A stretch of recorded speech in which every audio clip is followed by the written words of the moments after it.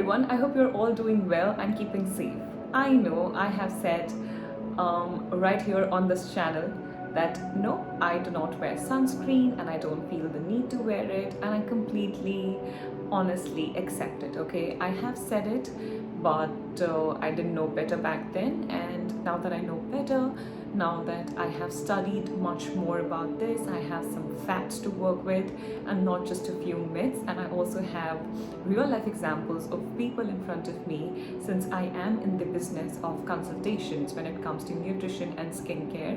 So I have just something real to work with, and I am of the belief to always keep an open mind and change your perception about something if you are presented with a better, more factual information. Okay, so when it comes to skincare, when it comes to just taking care of your skin and how we look, I've always been a junkie. I love doing these things, I love skincare, but sunscreen was something that I usually used to skip upon. Not anymore. I am still wearing it as I speak to you. We are under lockdown, I'm in Delhi, I'm at home, and it's almost evening time, but I'm still wearing my sunscreen, and that is how important it is. What made me change it? So there's a very beautiful example. I think this is about last year.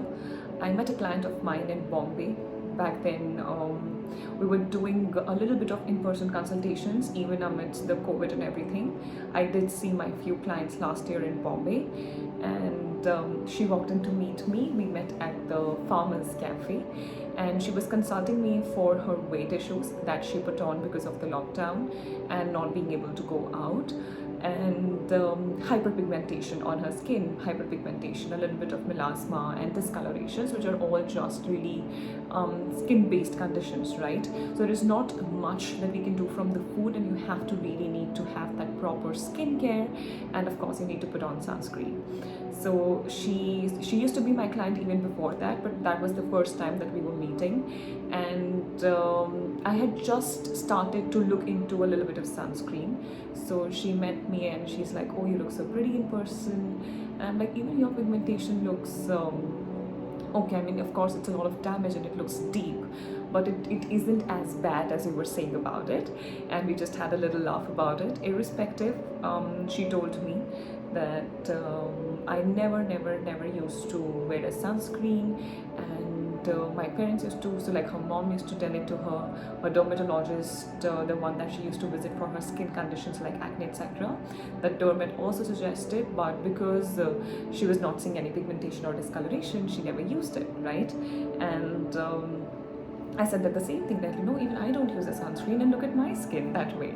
And she's right, when I was your age, I used to be the same way, but I just suddenly got it one day, and I've done all the treatments, not just in India but all around the world, and I have just been very disappointed, and there is nothing that I've been able to done that helps me with this pigmentation, and that's why I've come to you. That made me look into the sunscreen, the UV damage, and what this does to the skin, and of course melasma and all of these cancers being very prevalent in this century, in this time. And that's where I was just convinced that okay, you need the sunscreen, and just because you don't see the damage today, it doesn't mean that it is not happening. And I'm just going to break down a few myths. I don't want to get into a lot of science. I know you just want some basic fact, and just okay, why do we need to do this, and move on. So that's exactly what I'm going to give you. Okay, to begin with, I think sunscreen is a very important step of the skincare routine, especially the AM, that is the morning skincare routine. You don't have to wear it at night, of course. You need to wear sunscreen at least of the SPF 30 or 50, even when you're indoors. So SPF is basically your sun protection factor, and it just tells you how much protection you're getting. Now, a lot of sunscreens will also tell you about UVA and UVB protection, which is very important. And I have been doing a series of reels on my Instagram where I've been talking about the recommended brands about sunscreen, and I strongly recommend you to check out my page on Instagram. I will put a link to it down below in the description box.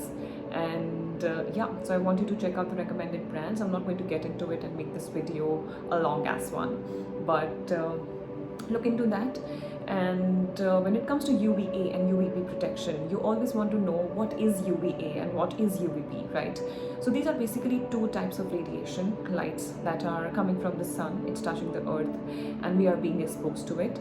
94 to 95% of the light that we are able to see. So I'm sitting in natural sunlight now. There is a window, there's a balcony in front of me, and you're just seeing me in that direct light, right? So even if the sun is not harsh, as you can clearly see, if you can see something without using an artificial light, you are exposed to UVA, okay? So if you're able to look at these, okay, it's just lying here and I'm able to look at this, it's because there is UVA. So it's there even when it's raining, when it's sunshine, when it's not so sunny, when it's a little gloomy, the UVA is there, okay? And since such a high percentage of it is something we are exposed to, we need to wear that sunscreen to protect our skin, okay? It will age you very rapidly. At the same time, when we look into UVB, right, so that UVB is about the 4 to 5% of it. Irrespective, this is the light that is going to cause burns and rashes and inflammation for some people, and some people react very badly to heat. It happens because of the presence of this, and that's the reason we need to wear not just UVA but UVB too, preferably, okay? And that's the reason you need to wear sunscreen even when you're home, even when you're in lockdown, because UVA is present. That's why I'm able to see things without the artificial light. That means my skin is also seeing it, and UVA in the long run is going to damage the structures, the molecules, the substances that gives my skin elasticity and that plumpness and the collagen and the peptides. All of these things can be disrupted in the presence of UVA radiation, but our skin is not stupid, and it's not going to happen in 2 days of us being exposed to the UVA radiation. It's going to happen over time, right? It's going to happen slowly, dhire dhire, eventually, and one day you're 30 and 40 and now you just have a pigmentation that you don't know how to deal with, but it has been happening over the last 20 years. So the earlier you started, the better it is. You can be 18, you can be 16, you can be 15. You need to wear a sunscreen, okay? Another very important thing is the types of sunscreen. We can have chemical sunscreen, mineral based, physical. I recommend using a combination of physical and chemical. So physical sunscreen, physical filters are going to be something like titanium dioxide and zinc oxide. It's important that it is mentioned in the sunscreen that you use. So brands like Photoprotector, Bioderma, Requil, Innisfree does it. So these brands have very beautiful protection, physical and chemical, for some of them, and they're not very expensive, but you really need to use the right amount. Again, a lot about sunscreen when it comes to how to apply it, how to use it, and do you need to reapply it. I've also mentioned these things in the reels that I've done, and I try to do them in the fun way so that it's good for you to watch since it's just 30 seconds, but I strongly recommend that you check that out, okay? So yeah, so you need to use the physical ones and chemical one as well. Now chemicals are not bad, okay? Just like food, just like skincare, just like everything, there is good and bad to everything, and something becomes toxic after a certain dosage. It's the dosage that creates the toxicity of the product, right? So you want to make sure that just because something has chemicals, it does not make it great or bad. And clean beauty and just sticking to organic things, a lot of organic chemicals, and just just running after those clean labels and paraben free and phthalate free and sulfate free, it might not work. And I have over the last few months become someone who would rather pick up something that is well formulated and has chemicals over like a biotic sunscreen, which is not going to do anything for your skin, right? Because UVA radiation, and the UV radiation is very harsh on the skin, okay? Chemical filters would be something like oxybenzone. This would be mentioned. So if you look at sunscreens like Paula's Choice, they mentioned it on the back of the bottle that it has oxybenzone, and they will mention a few lists of sunscreen filters that they have inside of it that will protect you from the UV radiation. So oxybenzone, avobenzone, octisalate, homosalate, these are different type of filters that the companies are going to put in to make it a really good sunscreen.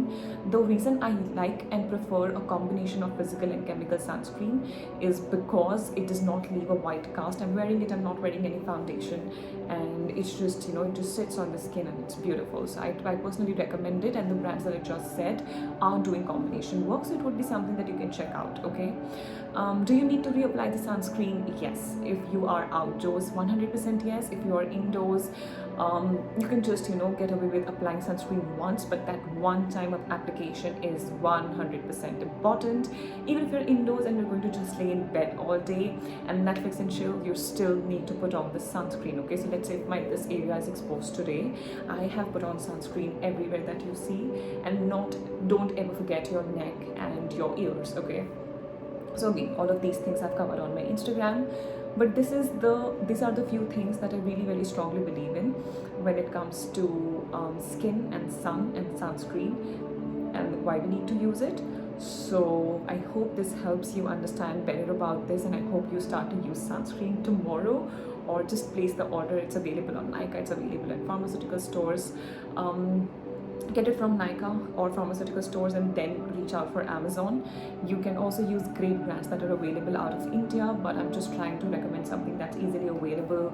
It's not very expensive, and you can just really use it.